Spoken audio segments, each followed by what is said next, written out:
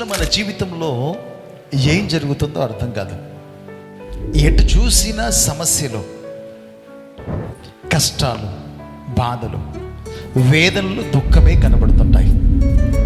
అప్పుడు మనకు అనిపిస్తుంది ఈ దినాలన్నీ చెడ్డయే. ఈ కష్టకాలంలో, ఈ భయంకరమైన పరిస్థితుల్లో నాకు మంచి రోజు రాదా, నా జీవితంలో అద్భుతం జరగదని కొన్ని ఆలోచనలు, కొన్ని యాచనలు, కొన్ని యోచనలు మనం తలంచుతూ ఉంటాం. నేను అడుగుతున్నాను, ప్రభు చిత్తం లేని మన జీవితంలో ఏదైనా జరుగుతుందా? కొన్నిసార్లు పరిస్థితులు మనకు అర్థం కాకపోవచ్చు, కొన్నిసార్లు మన ఆలోచనలు కూడా ఎటు వెళుతున్నాయో తెలియకపోవచ్చు. కానీ ప్రభువు దృష్టి మాత్రం మన మీద ఎప్పుడు ఎల్లప్పుడూ చూస్తూనే ఉంటుంది.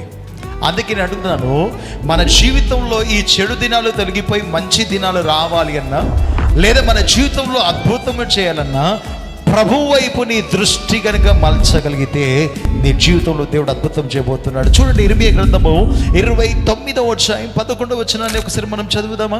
నేను మిమ్మల్ని గూర్చిన ఉద్దేశించిన సంగతులను, మీ గురించి నేను ఉద్దేశించిన సంగతులను నేను ఎరుగుదును, మీరు ఎరుగుదును, రాబోవు కాలమందు మీకు నిరీక్షణ కలుగునట్లుగా, మీకు నిరీక్షణ కలుగునట్లుగా అవి సమాధానకరముగా ఉద్దేశములే గాని హానికరమైనవి కావు.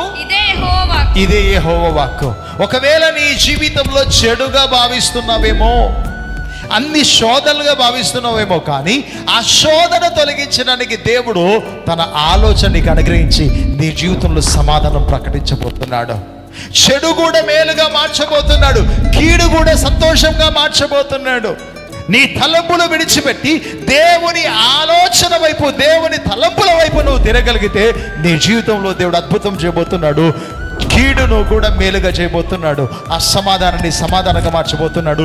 నీ జీవితంలో అద్భుతం చేయబోతున్నాడు. నీ ఆలోచన మార్చుకో, నీ తలంపు మార్చుకో, ప్రభు తట్టు తిరుగు. ప్రభు నీ జీవితంలో అద్భుతం చేయబోతున్నాడు. May God bless you. Praise